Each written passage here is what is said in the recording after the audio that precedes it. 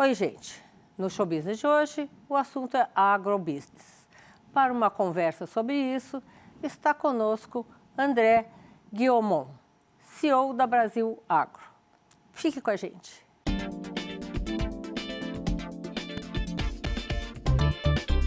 Engenheiro agrônomo, iniciou a carreira no setor agrícola há 3 décadas. Ele assumiu cargos de liderança, sendo responsável pela implantação de projetos de produção e comercialização de diversas commodities. Vamos falar agora com André Guillaumont, CEO da Brasil Agro. André, bem-vindo. Muito obrigado. Obrigada. Obrigado. Continuo cumprimentando assim, sei lá, da pandemia. Exato. Obrigado pelo convite, obrigado a todos vocês, a oportunidade de estar contando um pouquinho mais do nosso negócio. Eu sempre falo que o desafio do agronegócio brasileiro é cada vez mais reduzir a assimetria de informação, né, que existe ainda muito no setor. Então, mais uma vez, enormemente agradecido por estar aqui com vocês, falar um pouquinho da nossa companhia, falar um pouquinho do nosso setor, que é tão importante e tão pujante para a economia nacional. Obrigado. Quem agradece somos nós. Obrigado. André, vou começar com uma coisa básica, né? Vocês têm um negócio que mistura propriedade privada, fundos de investimento e gerenciamento. Explica um pouquinho sobre isso. Tá bom. Bom, eu sempre falo que eu gosto de explicar o nosso negócio e a gente adora as coisas simples de explicar e complexas de executar, tá? Então eu vou tentar fazer uma explicação muito simples do nosso negócio. A Brasil Agro é uma companhia de propriedades agrícolas com foco na produção de alimentos, né, com diferentes commodities na sua cesta. Então, o que nós fizemos? É a companhia que nasceu lá em 2006 com abertura de capital. Aí que veio, né, vamos dizer assim, o mercado de capitais para dentro do negócio. É a companhia que começou através de um plano de negócio na Bovespa, em 2006, onde nós captamos o recurso inicial com projetos para desenvolvimento de agricultura, desenvolvimento de pecuária, desenvolvimento de setor sucroalcooleiro dentro desse business plan inicial. De lá para cá, a companhia foi adquirindo, né, foi crescendo a sua base de ativos, né, ela foi comprando. Né, tudo começou com uma grande incerteza, né, aquele acionista que apostava, porque apostou num plano de negócio. Um pouco diferente das demais empresas, Sônia, as empresas elas nascem, crescem e depois vão ao mercado de capitais. Né? Nós fomos ao contrário. Nós saímos de uma empresa que estava nascendo e já foi ao mercado de capitais. Tem vantagem e desvantagem. Para captar recursos, investir em terras. Investir em terras, para captar recursos e para crescer. Né? Então, isso tem algumas vantagens. Né? Nós já nascemos no novo mercado, né, sobre as regras de governança do novo mercado, que é um mercado, né, da Bolsa de Valores muito transparente, que gera muita transparência para o acionista minoritário. E isso é fruto até do trabalho de hoje da companhia, né? Essa transparência, essa recorrência de resultado que nós vamos falar ao longo do bate-papo nosso, ela gerou uma base acionária tremenda. Hoje a companhia tem mais de 55 mil acionistas, pessoas físicas. Né? Então é uma companhia bastante diversa, né? É uma companhia que tem a gestão focada na transformação de ativos agrícolas. Então nós vamos pegar um ativo, voltando à minha fala inicial, simples de explicar o que a gente faz. Identifica um ativo agrícola que está gerando pouco resultado econômico, coloca nele capital intensivo, coloca gestão, coloca trabalho humano nesse negócio, coloca gestão de risco nisso e a gente vai mudar o múltiplo de resultado desse ativo. É isso que a companhia faz de forma simplista. Agora, para fazer isso, tem que ter muita resiliência, tem que ter muita disciplina, tem que ter muita, né, análise de risco de mercado, porque a gente está trabalhando com commodities. Tem um gerenciamento top, né? Mas por que a companhia teve sucesso e teve êxito? Porque ela foi para o mercado com um plano de negócios que combinava resultados operacionais, então produção agrícola, com o imobiliário. Né? O que aqui é imobiliário? A gente compra um ativo que está valendo pouco, coloca capital intensivo, coloca gestão, esse ativo aprecia. Então, parte da rentabilidade desse projeto não é só a apreciação do ativo, não é só a rentabilidade operacional ao longo dos anos. Ao longo dos anos você tem rentabilidade operacional, você tem lucro, você tem prejuízo, você tem tudo, mas quando você olha num horizonte de 5, 6, 7, 8 anos, você tem uma combinação muito perfeita de resultados imobiliários com resultados operacionais, e isso sim é a fortaleza da companhia. Hoje a companhia já desinvestiu de vários projetos, né? Imagina que nós começamos com um cheque inicial, um IPO de 586 milhões lá. Nós já vendemos mais de 1 bilhão de propriedades, né? Então a gente não é uma tese. Já compraram quantas? Já compramos mais de 380 milhões de ativos, né? E que hoje valem 3,5, 3,7 bilhões de reais. Então, eu acho que só voltando um pouquinho naquela foto de mercado de 2006, teve um boom importante de IPO, né? O Brasil, naquele momento, estava prestes a atingir o investment grade, né? Então o Brasil estava sendo a bola da vez, né? Ele era o queridinho dos BRICS, ou um dos queridinhos do BRICS naquele momento. Então, houve uma captação importante, houve naquele momento muita injeção de recursos na Bolsa de Valores, e nós fomos um daqueles planos bem-sucedidos, né? Teve um monte de planos daqueles que ou fecharam o capital por outras razões, ou simplesmente não evoluíram e não conseguiram o êxito que a companhia teve. Então, isso é o que? A boa escolha do imóvel, da fazenda?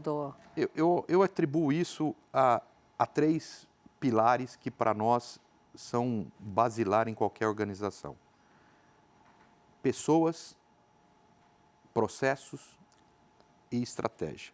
Isso tem que estar claro para todo mundo dentro da companhia. Você precisa ter uma companhia onde você tem a estratégia clara do presidente ao funcionário mais simples na sua organização. Ele tem que saber qual a estratégia da companhia, o que a companhia veio fazer, né? O que a Band está fazendo hoje, o que a Band faz hoje, todo mundo tem que saber. O que a Brasilagro faz, todo mundo sabe o que a Brasilagro faz. Processos robustos para suportar isso, né? Então você tem que ter processos para que a gente consiga entregar a estratégia proposta, né? Então o processo tem que ser um mecanismo vivo, que todo gestor, toda pessoa que está envolvida no processo, ele tem que estar atuante nesse negócio. E o terceiro pilar, que é pessoas, né? Você tem que ter pessoas preparadas para suportar esses processos robustos. Então, se você me pergunta qual foi o sucesso da Brasilagro, é muita resiliência e muito trabalho nesses 3 pilares. Que a estratégia estivesse clara, que a estratégia ela é revista, ela é readequada, que os processos suportem essa estratégia na geração de valor para o acionista e que as pessoas vão ali, né, saber o que estão fazendo, se capacitar, se crescer, né, desenvolver dentro da companhia. Então, acho que a somatório das 3 coisas, né, trouxe o resultado da companhia hoje. Você tem que ter muito amortecedor, né, para você trilhar esse caminho. Exatamente. Eu acho que, como eu volto a dizer, né, a resiliência no processo, né? Então, quando a gente está falando de produção agrícola, né, como é que a gente faz para minimizar essas volatilidades que você colocou muito bem, né? Nós trabalhamos com uma cobertura de hedge, né? Nós estamos produzindo commodities, né, que são comercializadas mundo afora. Então, na melhor interpretação do que a gente tem, que pode estar acontecendo naquela commodity, nós vamos tomando posição na companhia. Não uma posição especulativa, tá? Uma posição para garantir a receita, né, daquilo que a gente está se propondo a produzir, né? Não adianta plantar um monte de soja e agora vamos ver por quanto a gente vende. Não adianta plantar um monte de milho. O mercado, esse vetor não está na nossa mão. Agora, está na nossa mão, no momento da decisão de plantar, de cultivar e tudo, a leitura da tela dessa commodity lá na frente. Fazemos a conta, está dando margem positiva, a margem é boa, nós temos obrigação de ir travando esse resultado. Eu sempre falo que na companhia a gente está monitorando e travando margem de contribuição, né? Se eu vou vender, se eu tomei a posição de custos, eu tenho que tomar a posição de venda, eu não posso andar descasado. Exatamente. E isso que você está falando é muito importante, principalmente em momentos como esse, que a gente está vendo muita volatilidade operacional, né? Olha o câmbio. O câmbio há poucos dias estava 4,60, ontem estava 5,15, então isso dá um impacto tremendo na receita de qualquer produto que é dolarizado, né? E tem uma coisa importante para vocês, né? Durante essa pandemia. Bom, nessa pandemia as commodities surfaram muito bem, né? Foi tudo ótimo. Agora, com a guerra da Ucrânia, já não foi assim, né? Fertilizantes, corte. Como vocês estão lidando com isso? Tá bom. Bom, vou pegar um ganchinho na pandemia antes de chegar na Ucrânia, tá? Se me permite. A pandemia, o que ela fez no mundo, de certa forma? Ela fez com que todos os bancos centrais fizessem uma injeção tremenda de capital, né? Gerou um processo inflacionário oriundo de uma demanda de consumo, né? Então, esse processo... Escassez de produto. E escassez de produto também. Essa demanda de consumo fez com que as commodities apreciassem, né? Então, durante a pandemia, tudo certo, a grande maioria das commodities, né, o que a gente chama de soft commodities, né, as commodities de alimento, durante a pandemia a gente viu hard commodities caírem muito. Então a gente viu petróleo, a gente viu, né, uma série de coisas no começo da pandemia com tanta certeza. Então, eu acho que a pandemia ela trouxe, né, uma visão muito clara, né, do quão nobre é a nossa atividade, né? Você pode parar de se locomover, você pode parar de ir no estúdio de beleza, você pode parar de, não sei, a gente pode parar nos podemos privar de uma série de coisas, mas a gente não pode se privar da alimentação, né? Então eu acho que a pandemia trouxe para a sociedade civil como um todo a importância do agronegócio. Não só aqui, tá, Sônia? Lembra quando a gente via aquelas imagens da pandemia do supermercado na Europa, sem alimento, tudo? Então, acho que mudou um pouco a percepção, né, da sociedade civil, da importância do agronegócio provedor de alimentos, tá? Então, esse para mim foi a grande mensagem da pandemia. Passando a pandemia, a gente estava quase achando que estava superando, vem a guerra da Ucrânia. E a guerra da Ucrânia, de novo, ela interrompe fluxos, né? Toda vez que você interrompe fluxos, né, a gente tem dificuldade de abastecimento. O Brasil é um país que produz muito alimentos, né?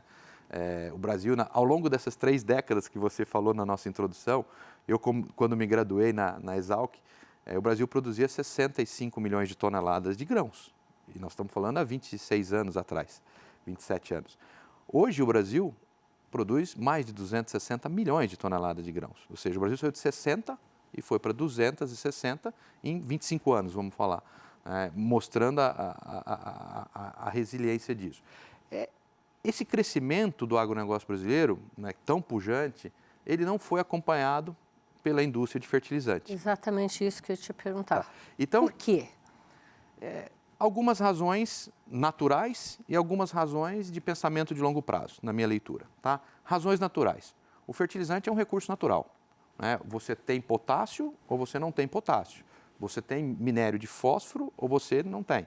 O único recurso, que também ele vem de um recurso natural, é o nitrogenado, é o fertilizante nitrogenado, que a origem base dele é a indústria de gás natural, né? Então, você tendo gás natural, você consegue fazer fertilizante nitrogenado em qualquer lugar do mundo, né? Você simplesmente sintetiza o nitrogênio atmosférico e coloca ele num grão, numa partícula, tá? Então, de certa forma, olhando nessa visão, o Brasil ele tem algumas minas de potássio pequenas, né? Em exploração, são poucas, né? Você deve estar acompanhando um processo que tem aí hoje de licenciamento de novas minas e tudo, mas o Brasil tem pouco esse minério, né? No fósforo, a gente já tem aí uma autossuficiência de quase 50%, né? O Brasil ele é mais autossuficiente em fósforo e tem uma importação. O Brasil já foi muito mais autossuficiente. Nesses 25 anos atrás, quando eu te falava, o Brasil importava muito pouco fósforo, né? Ele tinha uma produção que atendia praticamente quase o consumo nacional. Com o crescimento do agronegócio, essa produção não acompanhou esse crescimento e o Brasil passou a ser também um importador importante de fósforo. E nitrogenado, a gente sempre teve produções, mas a gente também é um grande importador de nitrogenado, porque nós não temos gás natural barato, né? Então, os países que são mais competitivos na produção de nitrogenado são os países que têm gás natural barato. Esse somatório de coisas, né, e agora com a guerra, a gente perde. Não é que a gente perde, você interrompe os fluxos. A Rússia é um importante fornecedor de fertilizantes nitrogenados para o Brasil e fosfatado. A Bielorrússia é um importante fornecedor de potássio para o Brasil, que está também na zona de conflito. E a Ucrânia é um grande provedor de alimento no mundo também, né? A Ucrânia é o terceiro maior exportador de milho. Então, todo esse rearranjo durante a guerra agora mudou de novo os fluxos, né? Mudou de novo a precificação de algumas commodities, né? Sem dúvida nenhuma, o Brasil, como um todo, está tendo um impacto importante no custo de fertilizante na próxima safra, né?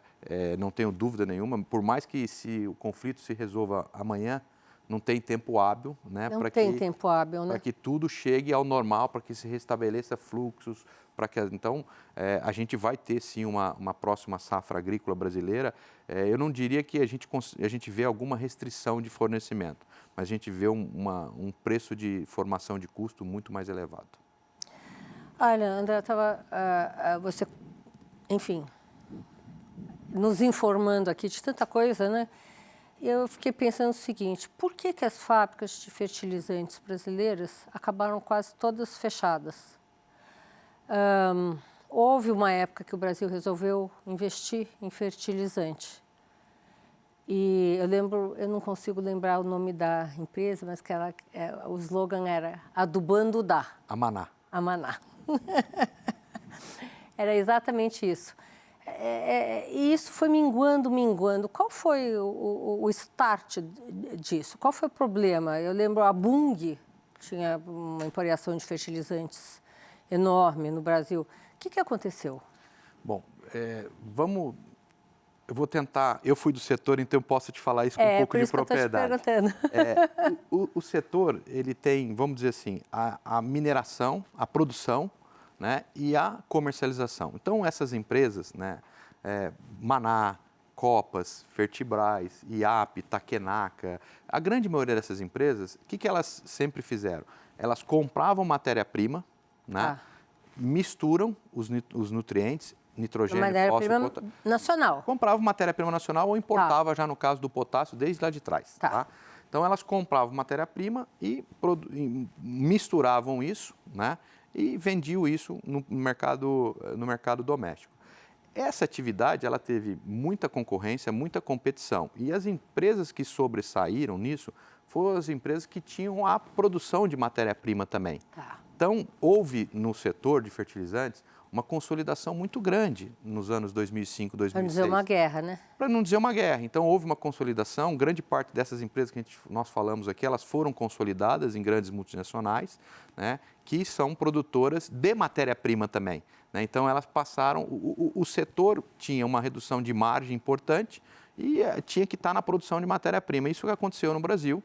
E aí, quando você fala em produção de matéria-prima, eu vou comprar matéria-prima onde é mais barato para mim produzir. Eu também, vamos colocar o chapéu da indústria, né? Ela começou, olha, eu consigo me abastecer de nitrogenado da Rússia mais barato do que eu comprar o nitrogenado, não sei, da Flórida. Eu consigo comprar fosfatado da Argélia, Marrocos, mais barato do que eu consigo comprar de Tampa.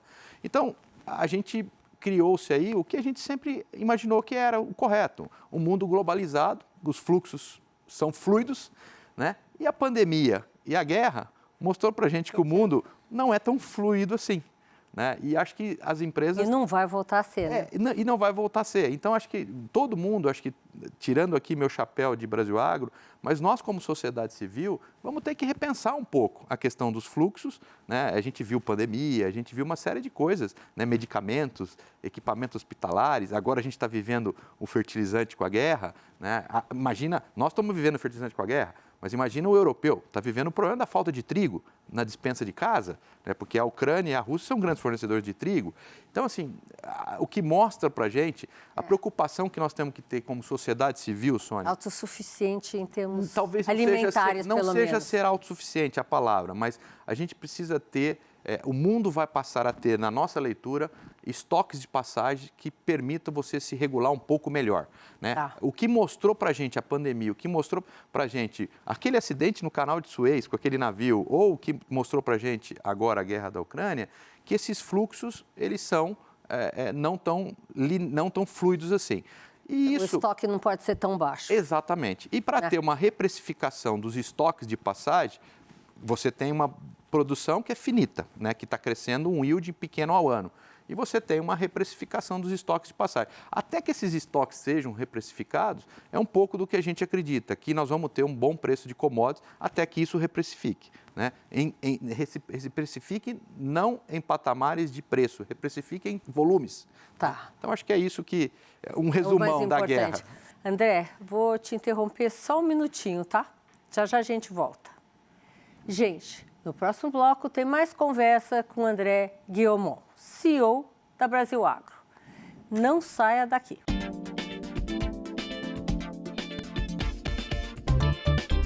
Voltamos com o nosso entrevistado, André Guillaumont, CEO da Brasil Agro. André, super interessante a nossa conversa. No primeiro bloco até estouramos todos os prazos de tempo. Queria voltar à Brasil Agro em si. Hoje, o preço da terra no Brasil está caro, está barato, acompanhou a inflação, acompanhou Commodity. CDI, enfim. Legal.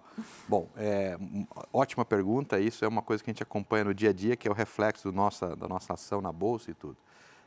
A gente viveu agora nos últimos 3 anos, vamos dizer assim, desde quando começou, que a gente teve a aceleração desses preços de commodities, né? A gente viveu um momento de apreciação importante no preço da terra agrícola brasileira, né? Nada mais do que o preço da terra agrícola brasileira está muito ligado ao preço das commodities, né? Tá. Então, quando você olha uma área que produz soja no Mato Grosso, uma área que produz soja em Goiás, uma área que produz soja na Bahia, ela vale um múltiplo de saca de soja. Tá. Se a saca de soja vale 100, ela vale X vezes 100. Atrelado a isso. Se a saca de soja vale 200, ela vale X vezes 200, né? O que a gente viu nos últimos anos? Como a gente viu uma margem de contribuição muito positiva para o agricultor, né? O agricultor vem reinvestindo bastante.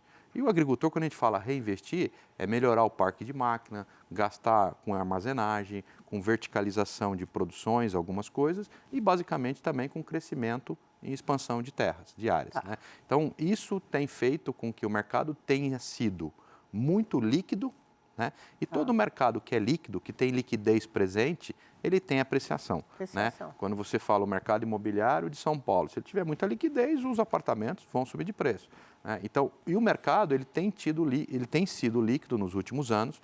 Por quê? Por essa razão que nós acabamos de falar. A gente tem tido margens muito positivas para o produtor, né, que tem feito ele reinvestir no seu negócio e tornado o mercado líquido. Então, a gente viveu uma apreciação nos últimos anos muito mais importante do que CDI, do que qualquer outro índice inflacionário. Foi bem acima. Foi bem acima em função, porque as commodities foram bem acima, né? As commodities apreciaram muito mais do que o CDI, então a rentabilidade apreciou muito mais que o CDI.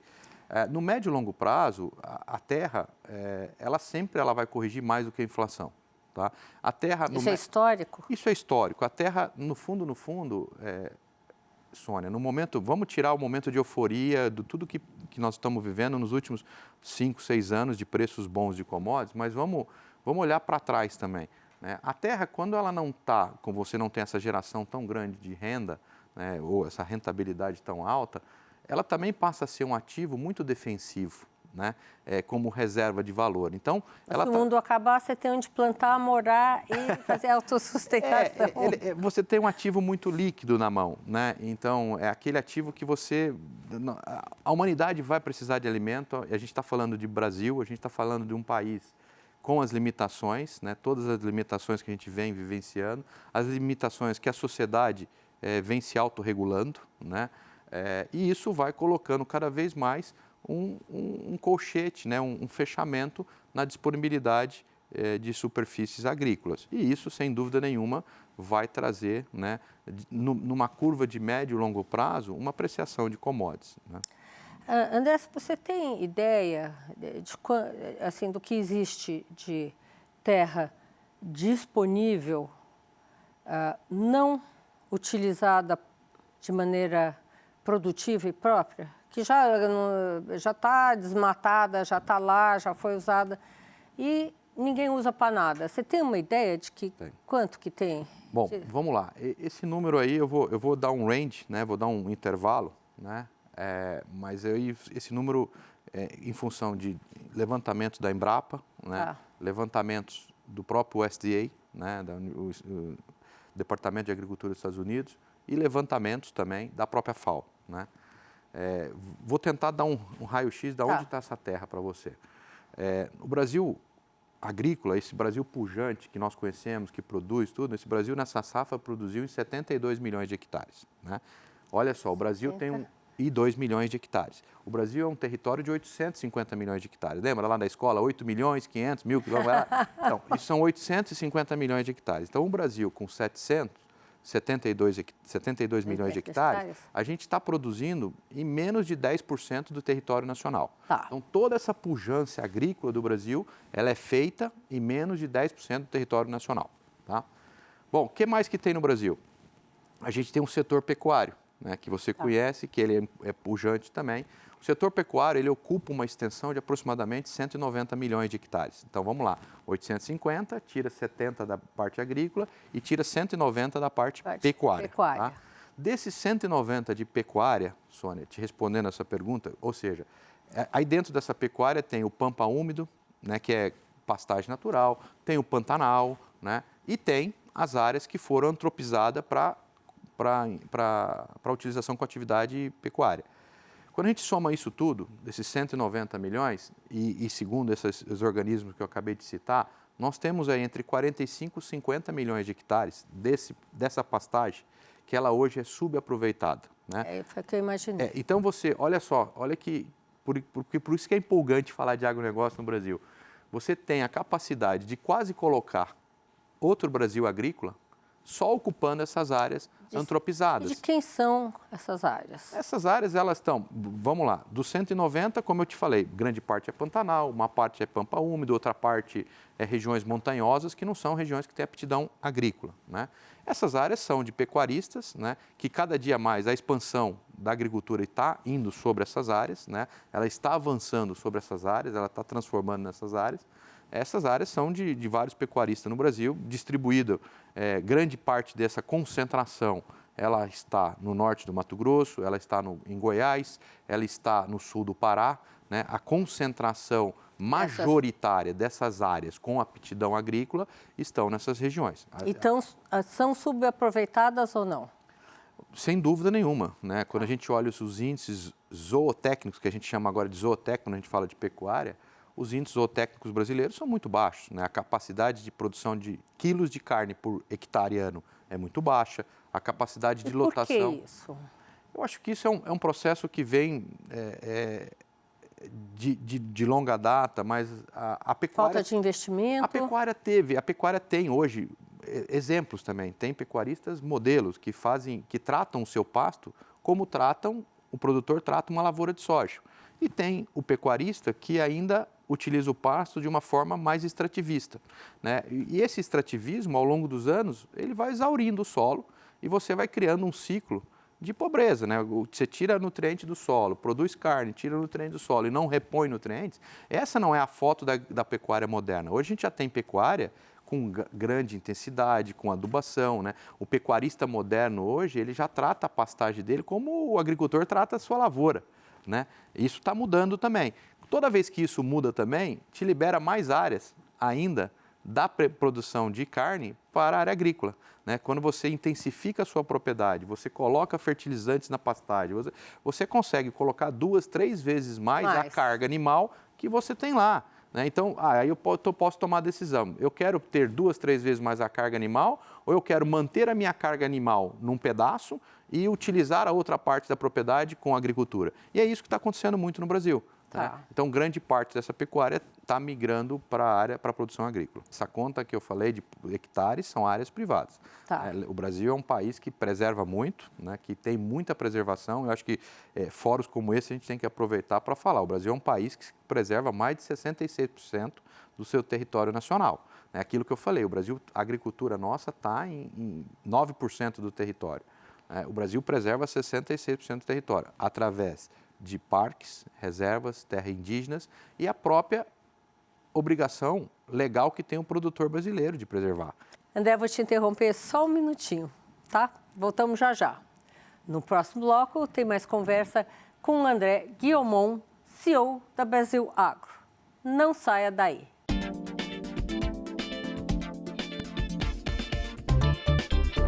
Voltamos com o André Guiomon, CEO da Brasil Agro. André, estamos conversando aqui um pouquinho nesse intervalo sobre ISD. Eu acho a palavra ISD já meio assim, estranha. Deveriam arrumar um outro nome para uma coisa tão boa, né? Tão futurista e que dela depende o crescimento sustentável. Queria que você falasse um pouquinho sobre isso. Primeiro, explica para o telespectador o que é ISD. Tá bom. E acho que a primeira coisa que a gente tem que fazer é tropicalizar o SD, né? Tem que ser a SG, né? Acho que o SD é de meio ambiente, social e governança, né? Então, ambiental, social e governança. isso tem sido a tônica das empresas, né? Eu brinco muito, viu, Sônia, e falo que isso está no nosso DNA. Eu vou te contar um pouquinho por quê. Você imagina falar de governança. Nós estamos falando de uma companhia, a Brasilagro, que nasceu no novo mercado em 2016, com regras de governança, né? Depois nós fizemos a listagem em Nova York, com as regras, com os estándares mais altos possíveis de governança corporativa, né? Que são os estándares da SEC americana. Então, assim, eu comecei a sopa de letrinhas por trás. Governança está no nosso DNA, né? Sempre foi um negócio, né? Nós somos a primeira empresa agrícola dentro da Porteira a implementar SAP, esse programa de gestão, que é o que todas as empresas têm, o RP. Nós somos a primeira empresa em 2008, 2009. O que é um RP? É um programa que suporta todos os seus processos dentro da organização, né? Os processos de emissão de nota, entrada de matéria-prima, saída de produto acabado, controle de caixa, tudo isso. Então, o SAP, que é o programa mais robusto RP do mundo, nós fomos a primeira empresa agrícola dentro da Porteira a implementar SAP. Então, a gente fica muito confortável quando a gente fala de governança dentro da companhia, tá? Todas as políticas de equidade, tudo isso a gente tem e trabalha muito. Quando a gente fala pelo social, aí também nos coloca numa zona muito favorável, porque você imagina que nossas operações agrícolas, elas estão em zonas de fronteira, né? Zona com pouco desenvolvimento, né? Não tem oportunidade de apreciação imobiliária de ativo agrícola do lado de São Paulo, em Campinas, a não ser que você está pensando em fazer um loteamento, né? Fazer um condomínio de casas, mas não é esse o propósito da companhia. Então, quando você olha, a gente estamos sempre em regiões de fronteira que são carentes de infraestrutura, carentes de tecnologia, carentes de... Então, você acha que é simples, mas a companhia já fez mais de 1.300 quilômetros de estradas. Sabe o que é 1.300 quilômetros de estradas para ligar suas propriedades? Então, a companhia já... Vocês pagaram por isso? Nós pagamos por isso, para fazer estrada, para escoar a produção. Só que a estrada que escoa a nossa produção dá melhor qualidade de vida para aquela comunidade que está lá perto, né? A gente levou eletricidade para todas as propriedades nossas, né? Mais de 400 quilômetros de linha de eletricidade que, no meio do caminho, um produtor pequeno não teria a capacidade de levar uma eletricidade tão longe, né? Ele vai lá e consegue se plugar naquela linha elétrica. Então, a companhia sempre teve essa visão social de desenvolvimento.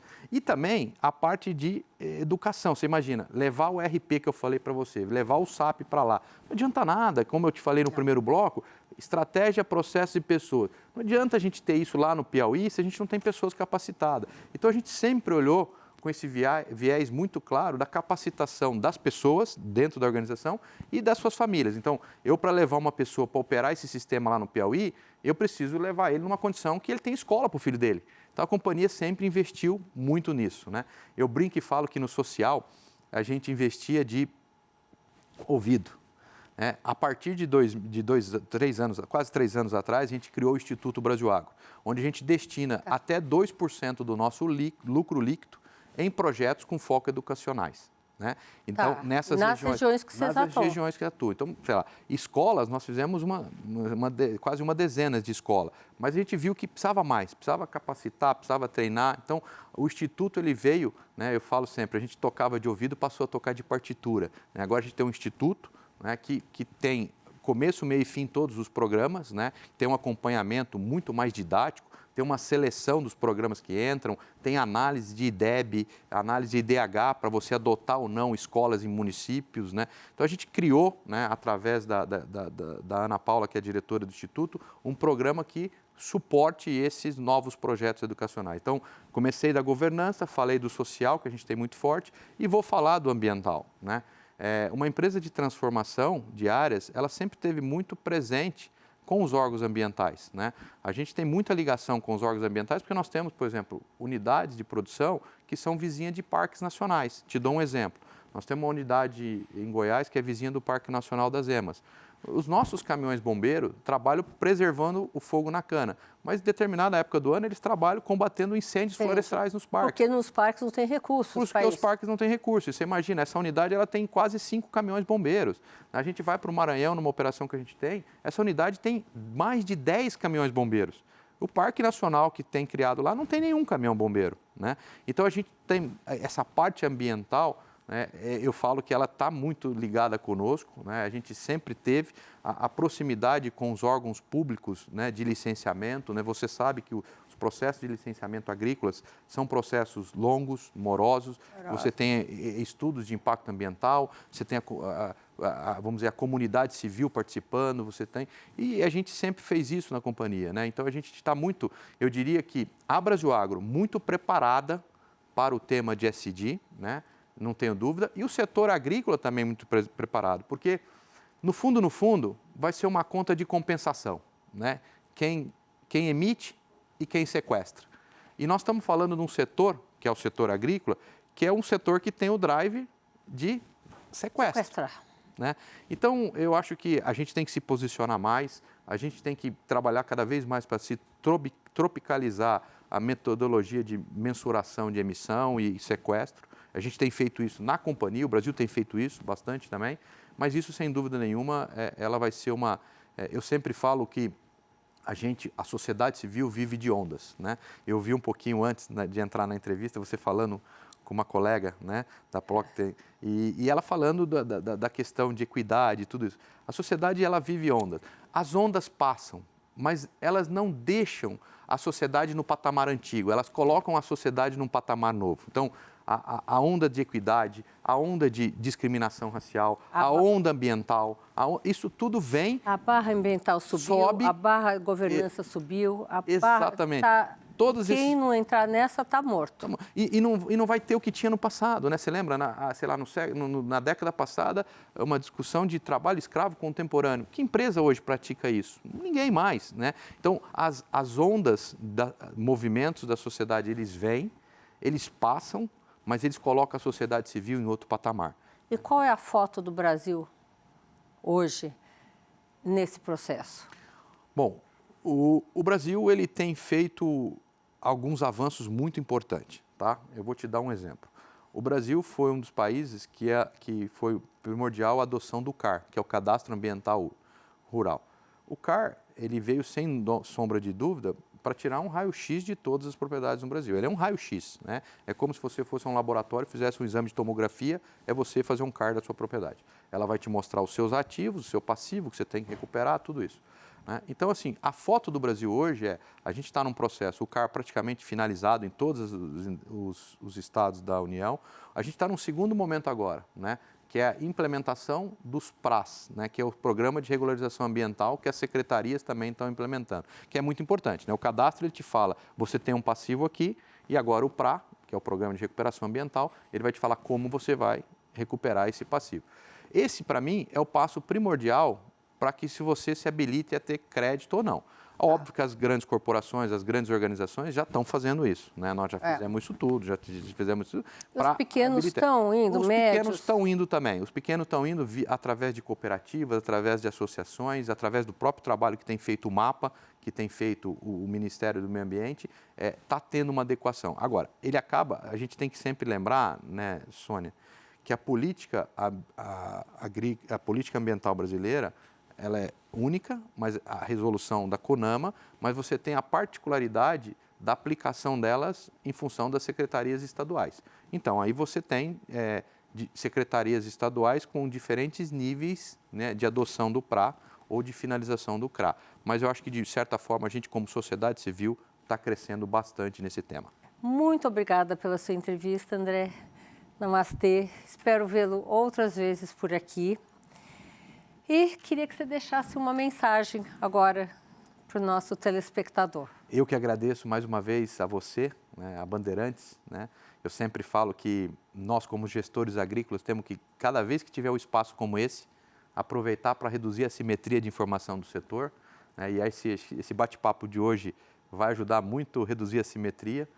Dizer que a companhia é uma companhia que tem um propósito muito nobre, né? Nosso propósito de produzir alimento é muito legal, né? Quando você acorda todo dia, olha no espelho e fala, o que eu vou produzir? O que eu vou fazer hoje? Eu vou para uma empresa, tomar conta, gerir, trabalhar com pessoas para produzir alimento. Então, esse é um propósito muito nobre, né, que o agronegócio brasileiro tem, né, e cada vez mais, né, por ter um propósito tão nobre, por ter uma responsabilidade civil tão grande, nós vamos ser cobrados e nós temos que saber lidar com essa cobrança, né? Lidar com essa pressão internacional, essa cobrança. Nada mais justo do que o importador lá fora quer saber como a sua carne é produzida, como a sua soja é produzida. E nós temos que ter ferramentas e mecanismos para que isso seja transparente. Tá? Então, mais uma vez, eu agradeço a participação e me coloco também à disposição de vocês. O Show Business de hoje acaba por aqui e eu, Sônia Raci, tenho um encontro marcado com você na próxima semana, direto dos estúdios da Band aqui em São Paulo. Até lá!